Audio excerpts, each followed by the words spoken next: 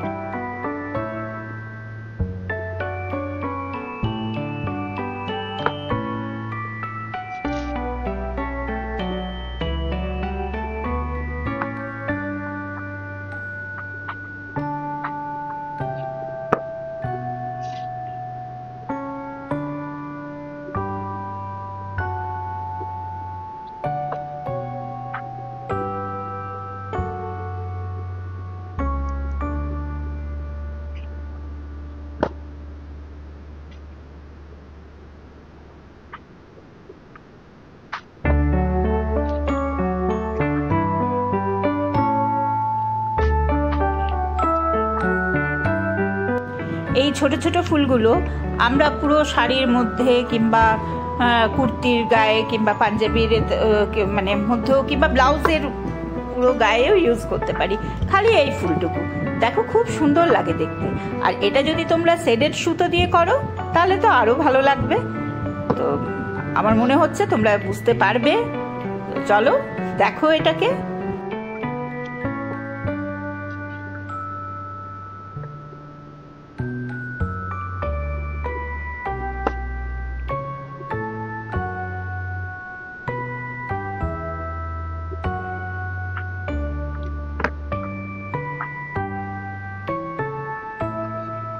এই দেখো, এইভাবে এই ফুলটা প্রায় কমপ্লিট হয়ে গেল।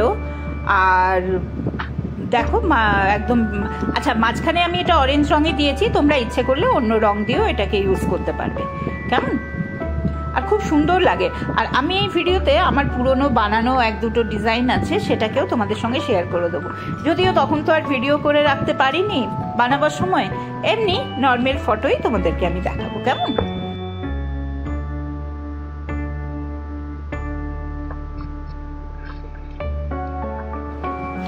এই যে এই দেখো, এই সেলাইটা যেটা এলো না, সেম এইটাও এই প্রসেসেই করেছি। আশা করি বুঝতে পারছো। এই পাতাটাতে তোমরা দেখো, পাতাটার মধ্যে যেমন ছোট্ট ছোট্ট করে পরে ওই কাঁথা স্টিচই হয়েছে, এটা সম্পূর্ণ কাঁথা স্টিচ। তো তোমরা এইভাবে পাপড়ি আমি যেমন 5টা দিয়েছি, আবার এইগুলোতে 5টা, আবার এই বড় ফুলটা যেটা আছে দেখো, এটার মধ্যে তোমার 1 2 3 4 5 6 7 8খানা আছে। তো তোমরা এইভাবে নিজের ইচ্ছে মতন করবো। কেমন,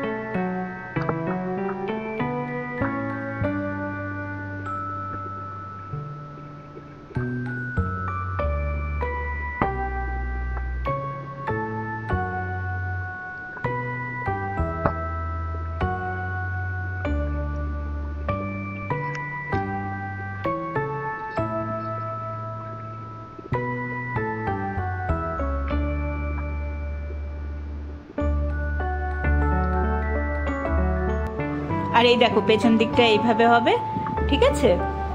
পেছন দিকটাও দেখিয়ে দিলাম, আর সামনের দিকটা এইটা হলো ফুলটা। এই যে এইভাবে এই ফুলটা তৈরি হয়ে গেল।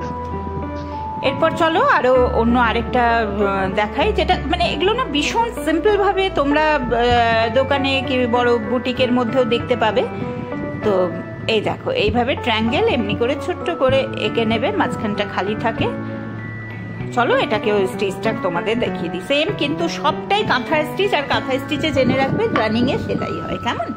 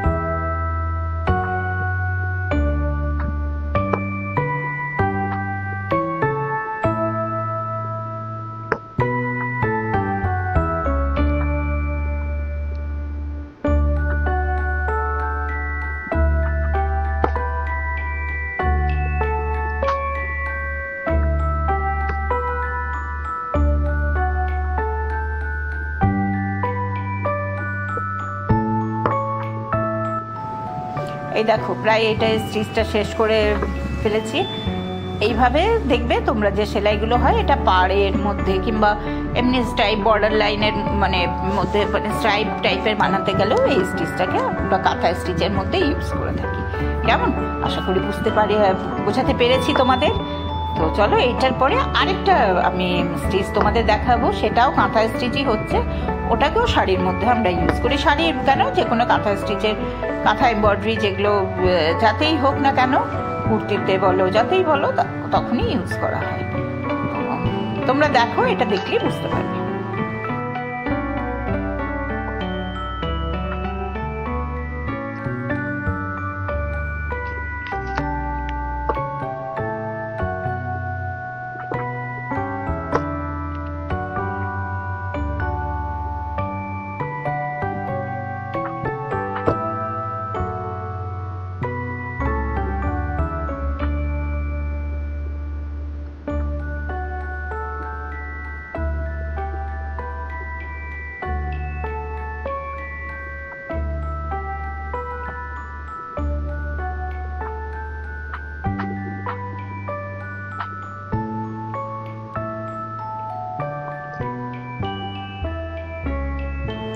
এইভাবে ছোট ছোট ট্রায়াঙ্গেল টাইপের করে আমি এই কাঁথা স্টিচে, দেখো এগুলো দেখলে পরে মনে হচ্ছে না চেনা সেলাই একদম। তো চলো আজকের ভিডিওটা তাহলে এখানেই শেষ করছি। আর আজকের ভিডিওটা যদি তোমাদের ভালো লেগে থাকে তো অবশ্যই একটা লাইক করে দিও, আর কমেন্ট নিশ্চয়ই করবে তোমরা কি ধরনের সেলাই দেখতে চাও, কি কি টাইপের জানতে চাও। আমি যথাসাধ্য আমার চেষ্টা করব, কেমন? তো তাহলে আজকের ভিডিওটা এখানেই শেষ করছি। আর ভিডিওটা যদি ভালো লেগে থাকে নিজের বন্ধুদের মধ্যে শেয়ার করো, ওরাও যাতে কিছু শিখতে পারে, জানতে পারে। এই দেখো এইভাবে এটাকে আমি কমপ্লিট করলাম, ঠিক আছে? তো চলো তাহলে আবার দেখা হবে আগামী আরেকটা নতুন ব্লগে, নতুন কিছু নিয়ে আসবো তোমাদের জন্য। ততদিন সবাই খুব ভালো থেকো, সুস্থ থেকো, সাবধানে থেকো, আর নিশ্চয়ই পজিটিভ থেকো। নতুন কি সেলাই করলে সেটাও কমেন্ট করে নিয়ে আমাকে জানিও, আমারও খুব ভালো লাগবে আর তোমাদেরও খুব ভালো লাগবে, কেমন? তো তাহলে দেখা হচ্ছে আগামী আরেকটা ব্লগে। ততক্ষণ সবাই ভালো থেকো।